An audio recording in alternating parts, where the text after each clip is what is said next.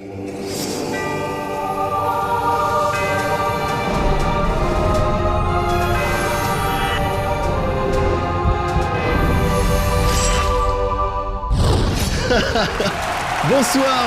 tout le monde. Bonsoir Moguri. Bienvenue à cette cérémonie des RPG Awards intemporels. Une cérémonie qui récompense les acteurs principaux de l'industrie du RPG. Alors, avant toute chose, Moguri, avant de lancer les hostilités, je tiens tout de même à dire que je suis très honoré de présenter cette cérémonie en ta compagnie. N'est-ce pas? C'est vrai, à la base, quand j'avais pensé au projet RPG Awards, quand je me suis dit, mais Doc, si tu faisais les RPG Awards, à aucun moment, je me doutais que je ferais appel à moi pour la présentation de la cérémonie. Donc, du coup, je suis un petit peu ému, je dois l'avouer, mais certainement pas autant que les nominés qui vont suivre, Moguri, n'est-ce pas? Très bien, et on va enchaîner du coup avec l'award du meilleur PNJ. Le award du meilleur PNJ qui veut dire personnage non joueur. Et pour remettre ce prix, je vais faire appel à quelqu'un que vous connaissez très bien et que vous appréciez très certainement. Je veux bien entendu parler de Mickey. Mickey!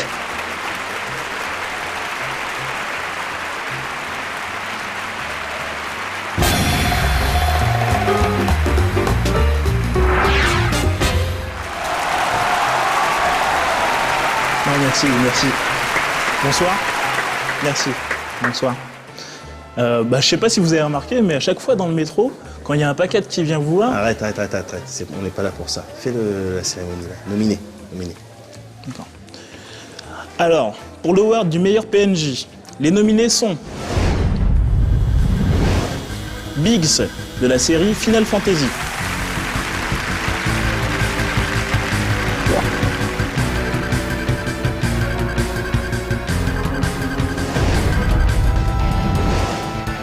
Wedge, de la série Final Fantasy.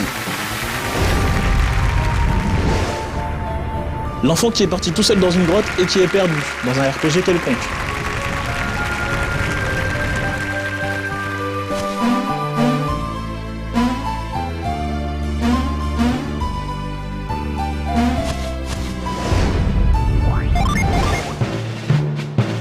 Et l'enfant qui est parti tout seul dans une grotte et qui est blessé dans un autre RPG quelconque.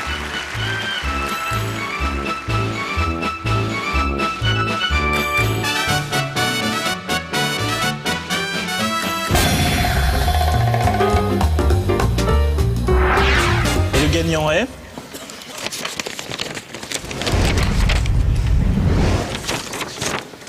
C'est Biggs, de la série Final Fantasy.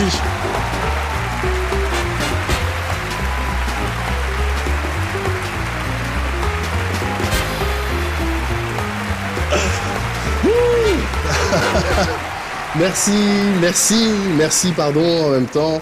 Pardon pour les... Attendez, pardon. Non, je suis content pour toi et je vais te laisser finir.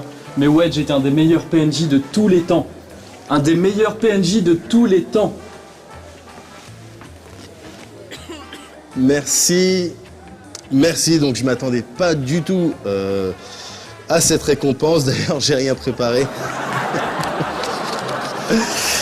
Donc tout d'abord, je tenais à remercier avant toute chose, au nom de Square Enix et de tous ses partenaires, je tenais à remercier toutes les personnes qui nous ont suivis jusqu'à maintenant, notamment les abonnés à FF14, les possesseurs de Mindjack et de Front Mission Evolved.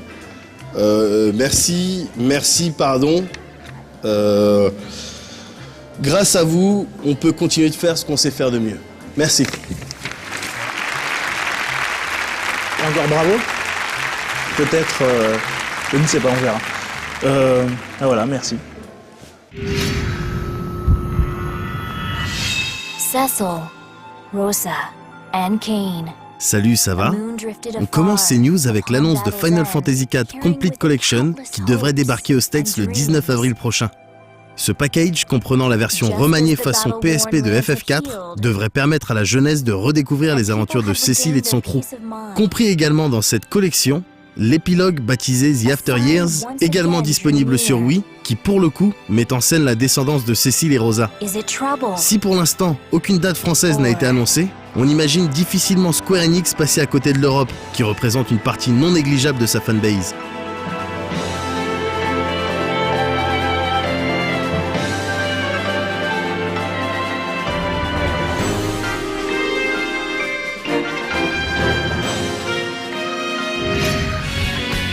L'un des meilleurs Tales of jamais sortis s'apprête à aller taquiner la 3DS de Nintendo. Tales of the Abyss a effectivement été annoncé dans une version quasi identique à celle sur PS2, avec toutefois quelques changements, notamment au niveau des arts, ce nom exotique que l'on donne aux techniques spéciales. Pour rappel, ce Tales of vous place dans la peau de Luc Von Fabre, un jeune presque bien dans son temps qui pourrait figurer dans la catégorie des héros les plus torturés, avec Cloud, Squall, Age et Faye. Également connu pour son opening plutôt inspiré, composé par Bump of Chicken, cette version de Tales of the Abyss devrait conserver toutes les voix originales. Et ça, c'est nice.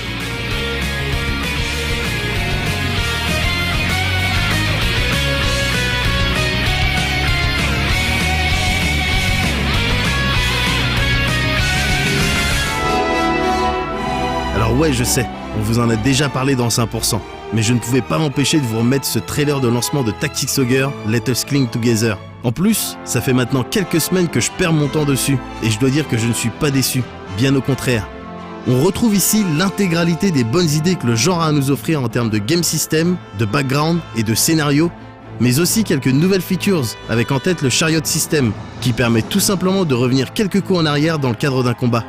Bref, on ne va pas s'étaler plus sur ce magnifique titre, puisque vous aurez le droit à une critique en bonne et due forme, dans les normes en vigueur européennes, certifié conforme à la législation, approuvé par un comité d'experts nanani nanana, dans le prochain EXP.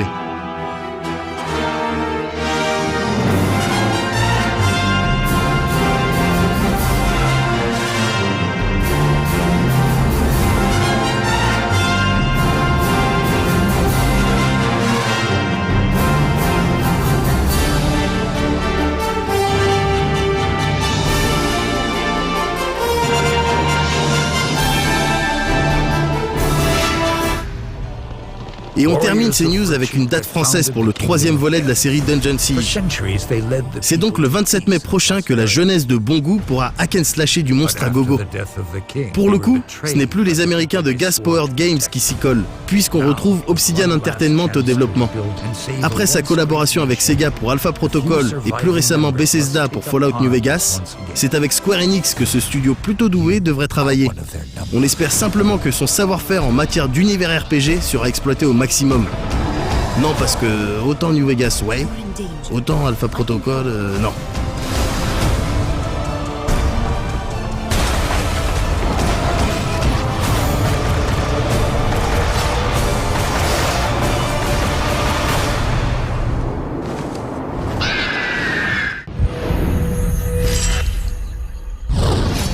Le RPG, Moguri, c'est notre passion, mais c'est aussi un métier.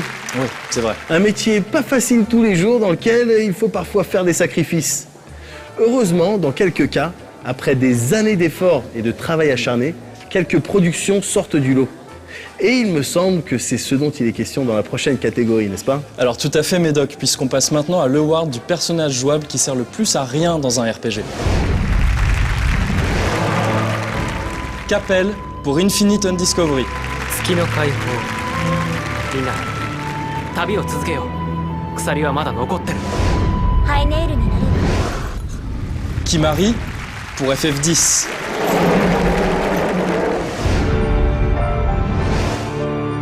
Edge de Star Ocean The Last Hope.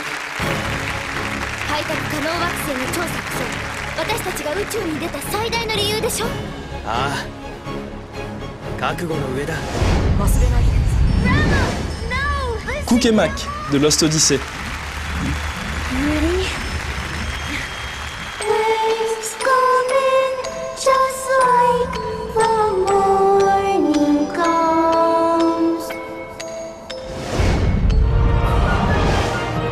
Et enfin, Capel pour Infinite Undiscovery.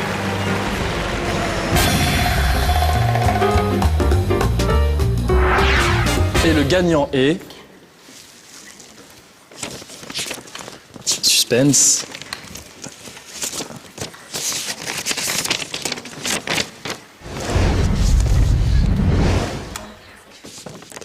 Capel dans Infinite and Discovery.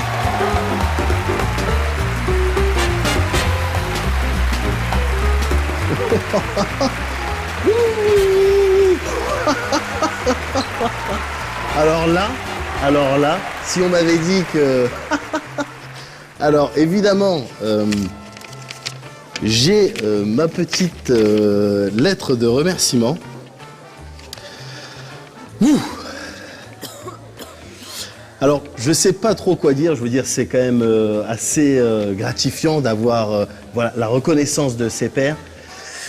Donc, du coup, je suis un petit peu ému. Je sais pas trop quoi dire, si ce n'est qu'effectivement, avec l'équipe, on s'était fixé des objectifs concernant le personnage principal d'Infinite and Discovery, Capel, n'est-ce pas?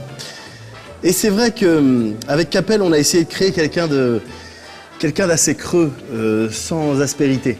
En fait, c'était ça un petit peu le but qu'on s'était fixé au début du développement. Alors le choix de la flutine, de Capel, c'est pas moi, c'est Sasuke là, il se reconnaît, hein? Ouais. Alors on applaudit Sasuke, hein, c'est lui la flûte. C'est lui, il s'est dit on va mettre une flûte. Donc ça c'est bien ça. Et du coup on s'est dit que ça le rendrait un petit peu moins intéressant. Et on a mis effectivement un point d'honneur à ce que ça soit pas le personnage le plus fort de ton équipe. Ça, c'était très très important pour nous, parce que dans l'équipe de Capel, il y a des personnages qui sont avec lui, qui sont plus forts que lui. Évidemment, ils ne sont pas jouables, on n'allait pas les rendre jouables, mais voilà, c'était important pour nous que ça ne soit pas le plus fort, qu'il soit un petit peu moyen. Et enfin, le chara-design assez quelconque, ça c'était important, de manière à ce qu'on puisse assez difficilement s'identifier au personnage. Donc cette récompense ce soir nous prouve qu'on était dans la bonne direction. Donc merci à tous et à tout à l'heure peut-être. Merci. On l'applaudit.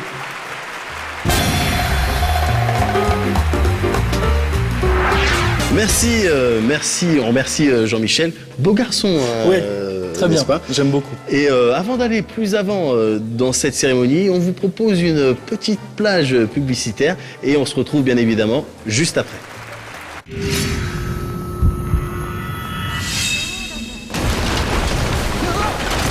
Eh, salut! Vous tombez bien, je voulais vous parler de The Last Story. Un jeu extrêmement attendu par tous les fans de RPG puisqu'il nous vient de Sakaguchi Hironobu, alias Monsieur Final Fantasy, ou alias Tiki Paime, puisque c'est comme ça qu'on l'appelle aux alentours d'Honolulu depuis qu'il s'est mis au surf. Paraît que ça veut dire celui qui attend la vague millénaire dans un dialecte hawaïen ancestral. Ouais, tout à fait. Pendant que nous on attend ces jeux, lui, il attend la vague, la vraie. Alors ouais, forcément, ça fait un peu flipper. Parce que s'il y a bien une chose que Point Break nous a appris à tous, c'est que les surfeurs sont bien trop occupés à braquer des banques pour faire des bons RPG. Du coup, ça sent le faux plan. Ouh, ça pue. Ah, merde, ça pue vraiment. Sérieux.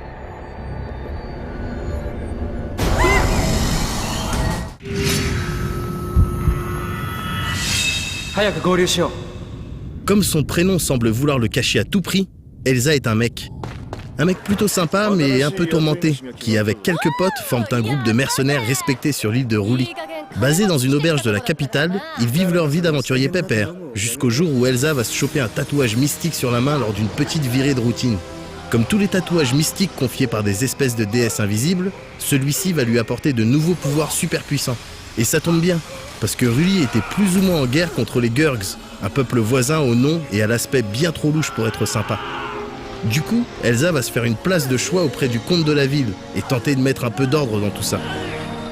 Et ça aussi, ça tombe bien, parce que la fille du comte est carrément mignonne et que notre héros en tombe amoureux au premier regard, comme dans les mauvais films. Un moment, il va même falloir aller la sauver et... Ah, attendez, pardon.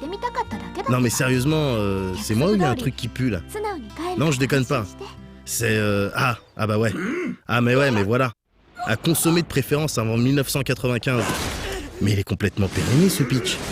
Alors forcément après c'est dégueulasse et ah, et puis à tous les coups vous allez voir que... Ah ouais d'accord, ouais. Forcément, tout le reste de l'histoire a pourri aussi. Ah c'est malin, c'est tout gâché maintenant. On reconnaît vaguement des personnages qui étaient censés être les héros attachants ou leurs ennemis charismatiques, mais il n'en reste quasiment rien. 3 lignes d'histoire et un trait de personnalité super cliché chacun, c'est tout. Même leurs prénoms sont foutus. Elsa, Quark, Yuris, Jackal, Siren, Manamiya, Kanan, Tasha, ça n'a plus aucun sens, bordel. Et puis même topo pour la mise en scène, hein. À la base, ça devait être génial et tout. Mais là, on va devoir faire avec des portraits en 3D tout sales pour la plupart des dialogues. Et du texte blanc sur fond noir pour raconter ce qui se passe entre les chapitres. C'est toujours mieux que noir sur fond blanc, hein, mais quand même. Et alors attention, parce que techniquement c'est clairement pas la joie non plus. Mais là, c'est pas une question de date. C'était juste de la sale sous-marque à la base. Texture baveuse, couleur terne, scintillement dans tous les sens, framerate en état d'ébriété, ça ressemble vraiment à un scandale. On a beau être sur Wii, il y a quand même des limites à la mocheté. Et il suffit de voir tourner Xenoblade 2 minutes pour réaliser qu'on peut beaucoup mieux s'en sortir sur le support. Mais à côté de ça, The Last Story se paye quand même le luxe de détails pas forcément très utiles, comme le changement visible de l'équipement des personnages et le fait de pouvoir l'éteindre à loisir, ou encore la possibilité de faire tomber les habitants de Ruli en leur lançant des pots de banane. Cerise sur le gâteau, l'animation du héros quand il atteint un rebord, qu'il bouscule quelqu'un ou qu'il emprunte un passage étroit.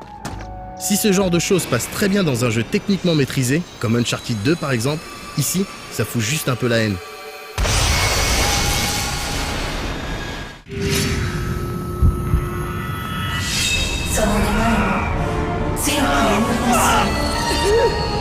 Comme pour mettre en valeur son histoire inutile, The Last Story a pris la voie du dirigisme à outrance. Le chemin qui traverse sa 40aine de chapitres est un grand couloir, entrecoupé par des retours réguliers dans l'unique ville du jeu. Une ville dont on a très vite fait le tour, mais qui se veut à peu près vivante et plutôt agréable à découvrir. On y trouve entre autres l'auberge squattée par la bande d'Elsa, un colisée ou des boutiques diverses. En fouillant bien, on dénichera même quelques quêtes annexes, malheureusement très basiques et absolument pas répertoriées dans les menus. On a connu plus pratique. Rien de bien grave de toute façon, puisque la plupart d'entre elles ne servent qu'à débloquer de nouvelles couleurs pour customiser les tenues des membres de l'équipe. Marrant, mais pas indispensable. Alors tant pis, on se contente de suivre l'histoire principale en enchaînant les donjons et les combats. Ceux-ci se jouent en temps réel et essayent de faire cohabiter action et stratégie. On ne contrôle qu'un seul personnage, Elsa dans la majeure partie du temps, et par défaut, il suffit de l'approcher d'un ennemi pour qu'il se mette à l'attaquer automatiquement. Mais comme ce n'est ni très pratique, ni très palpitant, on préférera vite activer le mode manuel, même si ça ne change finalement pas grand-chose. La panoplie d'actions à notre disposition est assez rudimentaire, mais on note quand même la présence de quelques features originales. On peut par exemple se planquer comme dans un Gears of War, utiliser une arbalète en vue subjective, ou encore détruire certains éléments du décor pour blesser des ennemis. Amusant, même si tout ça fait un peu office de gadget et ne sert que très rarement. Ce n'est pas le cas du Gathering, le fameux pouvoir gagné par Elsa au début du jeu, qu'on utilisera à peu près en permanence. Et pourtant c'est pas vraiment sexy comme pouvoir, puisque ça sert juste à attirer l'attention de tous les ennemis du coin. En gros, on passe tout le jeu à contrôler un tank qui se mange les coups pendant que ses alliés contrôlés par l'IA chargent leur magie. Une fois lancés, ces magies créent des cercles élémentaires sur le terrain qui octroient des effets variés à ceux qui passent dessus. Elsa peut ensuite créer d'autres effets en utilisant son sort de vent sur ces cercles qui disparaissent juste après.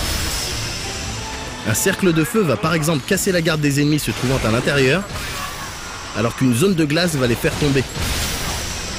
Un principe plutôt original et plaisant, qui s'avère malheureusement assez laborieux dans la pratique. La faute à une prise en main pas vraiment optimale et à une caméra indomptable, mais aussi à quelques choix bizarres. On se demande notamment pourquoi Elsa est le seul à posséder une barre de skill au lieu de devoir charger ses magies comme les autres personnages. On se demande aussi pourquoi on ne peut donner un ordre unique à chaque allié qu'une fois que celle-ci est pleine. Ou pourquoi le Gathering d'Elsa sert aussi à ranimer les coéquipiers KO. Pourquoi encore ils peuvent tomber 5 fois KO avant d'être considérés comme totalement hors service jusqu'à la fin du combat. Ce ne sont pas forcément de mauvaises idées, individuellement parlant, mais mises ensemble, elles sonnent faux.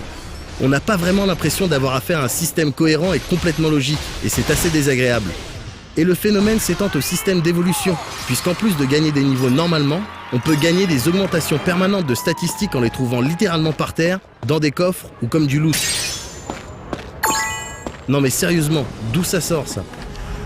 Quitte à faire du zèle, pourquoi ne pas le consacrer à des quêtes annexes, un arsenal ou des techniques de combat plus variées, ou une durée de vie un peu moins rachitique? Parce qu'une vingtaine d'heures, ça fait quand même pas énorme.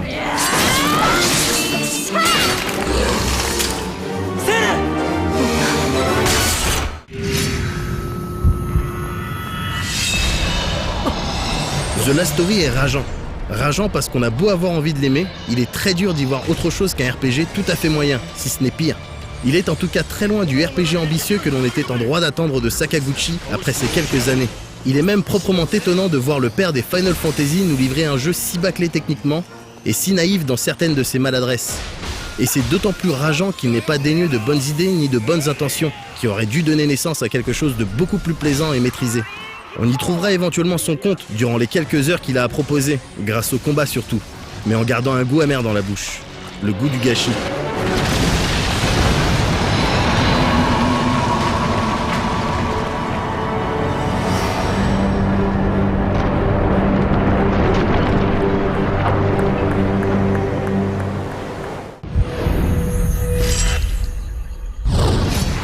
Merci d'être resté avec nous pour cette cérémonie des RPG Awards intemporels. Et j'aimerais, Moguri, prendre un petit peu de temps pour qu'on s'étale sur la catégorie à venir. Et qu'est-ce que tu peux nous dire? Alors en fait, Médoc, la prochaine catégorie concerne le meilleur titre de RPG. Et j'ai bien dit titre de RPG, c'est-à-dire le meilleur nom de RPG. Attention, s'il ne faut pas confondre. Exactement. Et pour remettre ce prix, je vais faire appel à quelqu'un qui... Enfin bon, je vous laisse la surprise.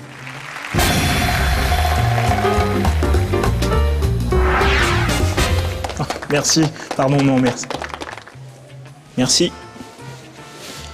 Alors, dans la catégorie meilleur titre de RPG, les nominés sont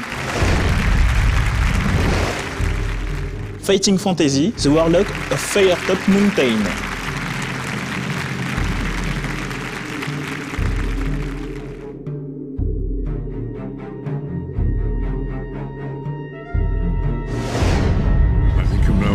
To be done. Right. Kingdom Hearts. 358 over 2 days. Given me so much that I feel like I'm about to overflow. Look at me, Roxas. Who do you... Dodd Hack / pour l'ensemble de sa carrière.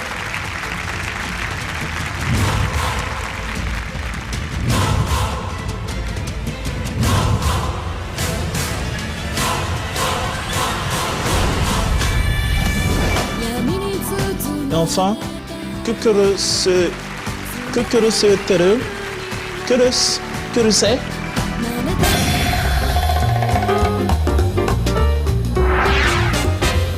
Et le gagnant est...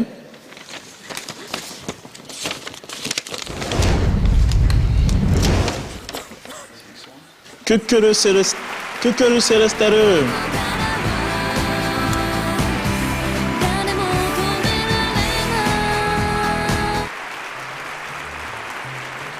Attendez.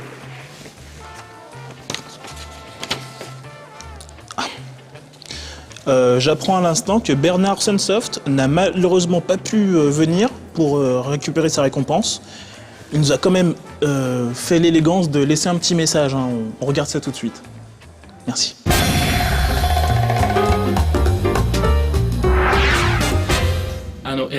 こんばんは、ベルナール・スンソフトは仕事はたくさんぶっかけ助けてくださいではそして侍ぶっかけで空手術は戦いは金曜日はどうですか？愛しています。ありがとうございました。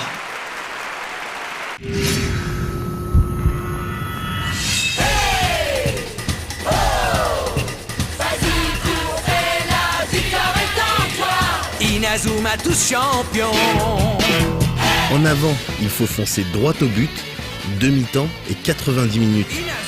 Cette phrase qui n'a pas vraiment de sens lorsque l'on tente de l'analyser en profondeur décrit pourtant relativement bien l'état d'esprit dans lequel on se trouve lorsque l'on s'attaque à Inazuma Eleven. Un enthousiasme certain qui est au final moyennement justifié dans la mesure où le genre a déjà été visité, à l'image de la série Captain Tsubasa qui a été maintes et maintes fois adaptée en jeu vidéo, mais certainement pas par des équipes aussi douées que celles de Level 5. Entre nous, c'est l'amitié qui nous fait triompher.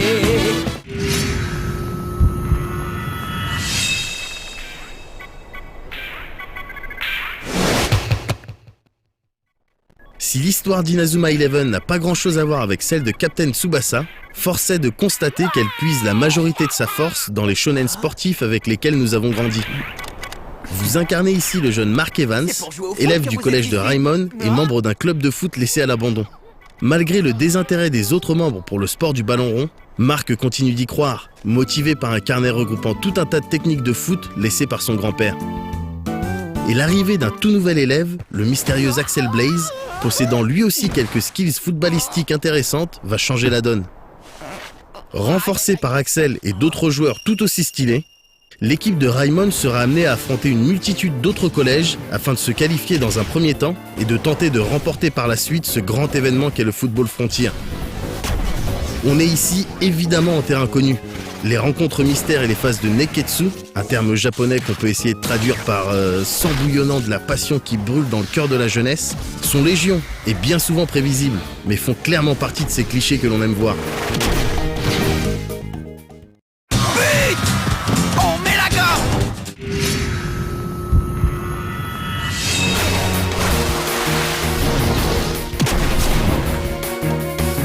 Inazuma Eleven est un titre hybride mêlant simulation de foot et RPG.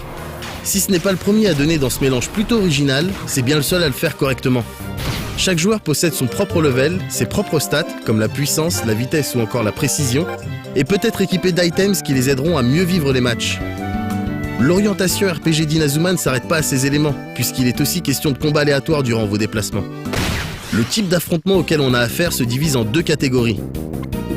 Tout d'abord, les défis, l'équivalent des combats aléatoires, qui peuvent survenir à tout moment. Concrètement, on dirige une équipe de 4 joueurs devant relever divers challenges, comme mettre le premier but, récupérer la balle, ou encore défendre pendant un laps de temps précis. Les vrais matchs, quant à eux, font ici office de combat de boss, et sont à peu près basés sur les vraies règles de foot. Cette fois, l'équipe est au complet et doit, dans la majorité des cas, remporter coûte que coûte le match. Le déroulement de ces phases est en revanche bien plus exotique que du tour par tour classique. Sur le terrain, vos joueurs sont contrôlés par une IA et s'illustrent plus ou moins bien en fonction de leurs stats. Il est toutefois nécessaire de prendre des décisions lorsque deux joueurs opposés se rencontrent. En fonction de la situation, vous êtes amené à faire des choix offensifs, comme dribbler ou feinter, et défensifs, comme bloquer ou tacler, en sachant que chacun peut utiliser, si ses points techniques le permettent, un mouvement spécial qui lui donnera l'ascendant. Les points techniques, justement, sont l'équivalent des MP dans un RPG standard. Ils diminuent à mesure des compétences spéciales utilisées et occasionnent des coûts plus ou moins élevés en fonction de la technique employée. Il existe également l'équivalent des HP, appelés ici points d'énergie, qui eux représentent l'état de fatigue des sportifs. Enfin, chaque joueur et chaque mouvement spécial dispose d'une affinité élémentaire qui influera en partie sur l'issue d'un face-à-face. L'ensemble de ces actions s'exécute au stylet et vous amène à faire des passes, tracer des trajectoires pour vos joueurs et utiliser des techniques de défense, d'attaque et de shoot pour prendre l'avantage. Il est donc nécessaire d'être un minimum habile du stylet et avoir une idée à peu près précise de la stratégie à adopter en termes de formation, de placement de joueurs et tenir compte des forces et faiblesses de chacun. Avec un peu d'entraînement, on arrive à enchaîner les 1-2, les techniques du hors-jeu façon Julian Ross, les passes en profondeur et les shoots spectaculaires qui tendent les filets avec le ballon ovale et des flammes dedans. À la fin des rencontres, outre le gain d'XP, on obtient des points de motivation et d'amitié.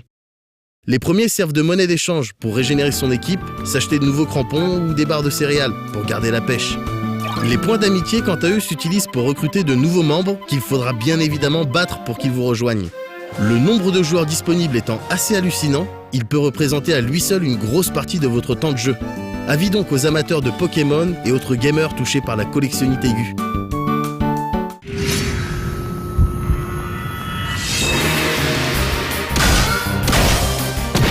Les centaines de joueurs à recruter et la possibilité par la suite de leur faire apprendre des techniques est une bonne initiative qui va complètement dans le sens de la personnalisation de son équipe.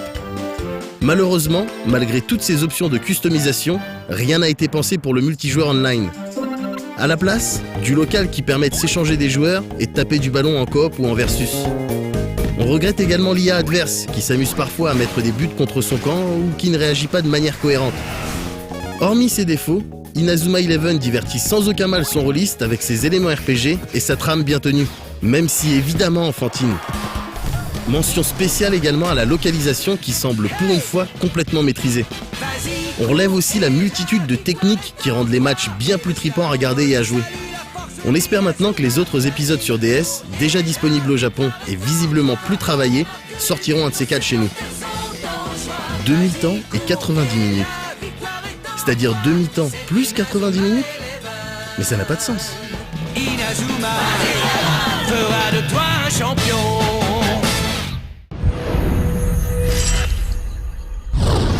Ah, le RPG, ce genre qui nous passionne, mais qui nous divise aussi quelquefois, Moguri. Oui. Et c'est marrant d'ailleurs, ça me rappelle la dernière fois qu'on a fait du cosplay. Mais Doc, penses-tu qu'on a vraiment le temps pour ça maintenant? Tu as très certainement raison. Et je vais donc enchaîner avec le Ward du personnage le plus fort dans un RPG. Ward important s'il en est. Et dans la catégorie du personnage le plus fort, les nominés sont Larl de Disgaea,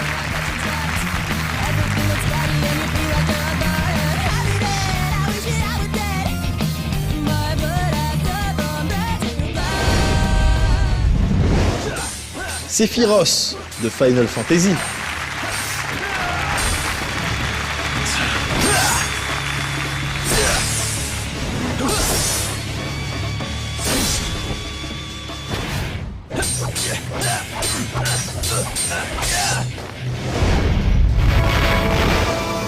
Chrono de Chrono Trigger,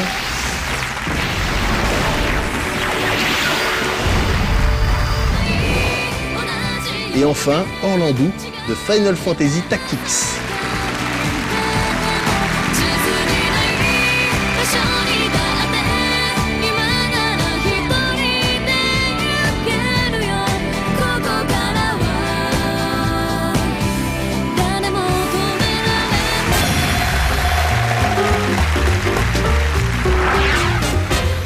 Et le gagnant est...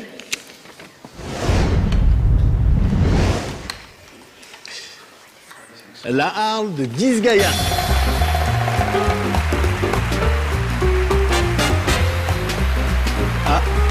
Apparemment, le représentant de Disgaea, Ludovic Nipponichi, souhaiterait plutôt récupérer sa récompense en coulisses. Un peu timide le monsieur peut-être? Attendez, mais Doc, non, on me dit qu'il est dans les coulisses et qu'il arrive finalement. Il arrive, ça va aller. Il arrive, Voilà. Très bien, on l'attend, il vient récupérer sa récompense.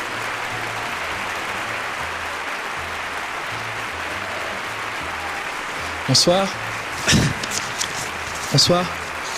Alors, ça fait plaisir, merci beaucoup. Je tenais surtout à remercier tous nos acheteurs, pardon, nos investisseurs, et j'en profite pour vous rappeler que les remakes de Disgaea 1, 2, 3, 4 et bientôt 5, sûrement, on espère, vont sortir incessamment sous peu sur la 3DS, la PSP2, la NGP, ils appellent ça, la N-Gage, la Jaguar, la 360... Merci, D'accord. merci Ludo. D'accord. Merci, ça merci. fait... Ah si, aussi, je voulais vous dire, on a des figurines merci, ça fait larges plaisir. en On bas, se retrouve, à 5 va au euros, bar, c'est pas cher, il y a à manger. des figurines Ah, c'est avec gratuit, Cuphead c'est nain, gratuit, et aussi, gratuit. bon, faut lui dire que c'est Disgaea. gratuit, il aime bien. Ouh, que d'émotions. Eh bien, après tant d'émotions, justement, Page de publicité. une petite page de publicité Voilà. s'impose. Et on se retrouve juste après.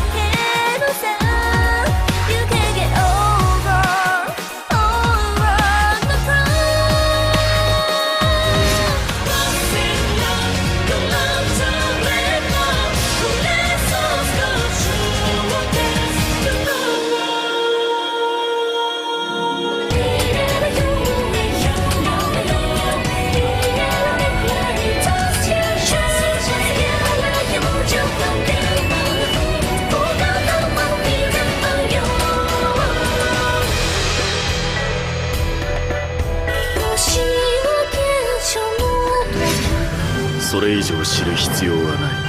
カオスの戦士ってことね。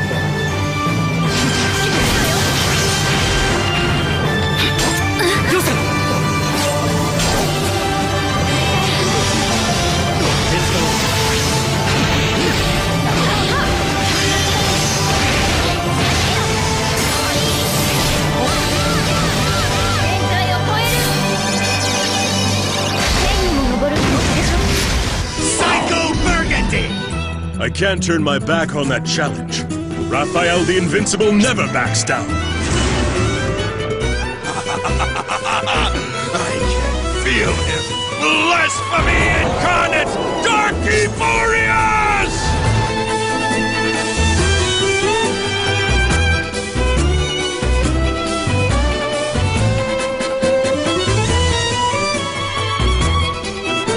You better get serious or you might die now.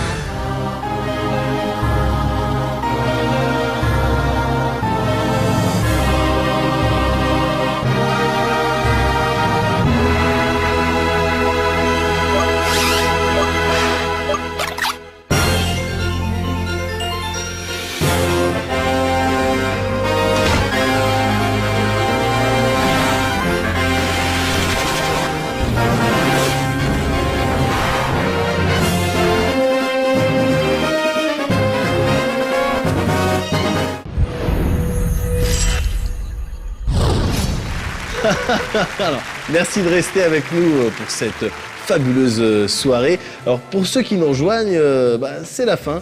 Enfin, la fin. Il nous manque tout de même une catégorie et pas des moindres, Moguri. Effectivement, Médoc, puisqu'on enchaîne tout de suite avec le award de la scène la plus hot dans un RPG. Oh là là, la température va monter. Effectivement.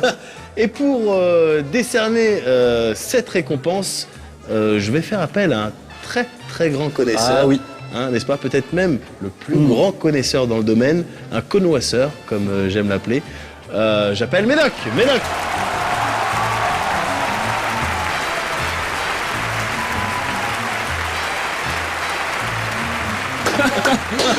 Merci, salut, ça va? Vas-y. Alors, attention au décor. Alors, dans la catégorie de la scène la plus haute dans un RPG, les nominés sont Liara Tzioni pour Mass Effect,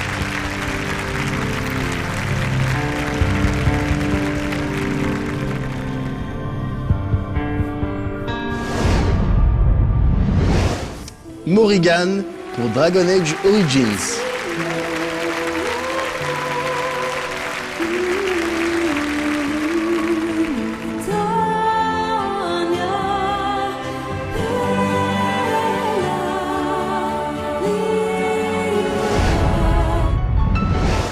Aya Brea pour sa scène de douche dans Parasite Eve,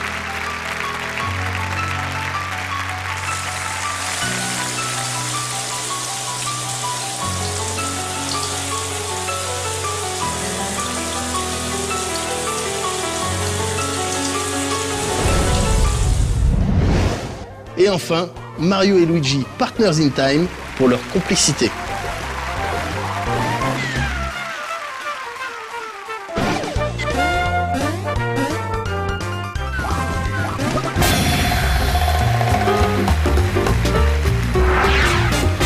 Et le gagnant de la scène la plus haute dans un RPG, ou la gagnante peut-être, est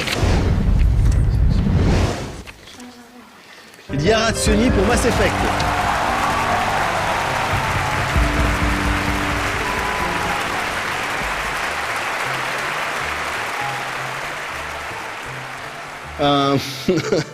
Merci, je viens préparer.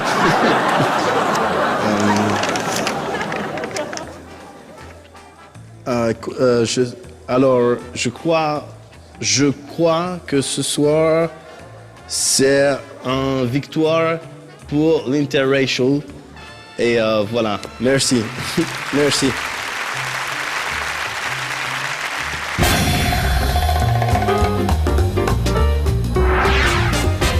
Eh bien, c'est sur ces très belles paroles plutôt inspirées que la cérémonie des RPG Awards intemporels Intemporels. s'achève, mon cher Moguri. Et oui, malheureusement, toutes les bonnes choses ont une fin, Médoc. Alors, on espère que vous avez passé un agréable moment en notre compagnie. Et quant à nous, on se retrouve évidemment le mois prochain pour EXP, la diffusion normale de cette formidable émission sur le RPG. Et puis en attendant, qu'est-ce qu'on peut vous souhaiter?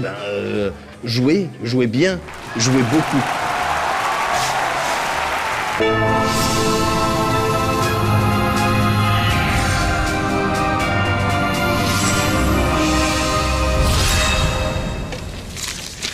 Putain, tu penses qu'ils vont cramer quelque chose?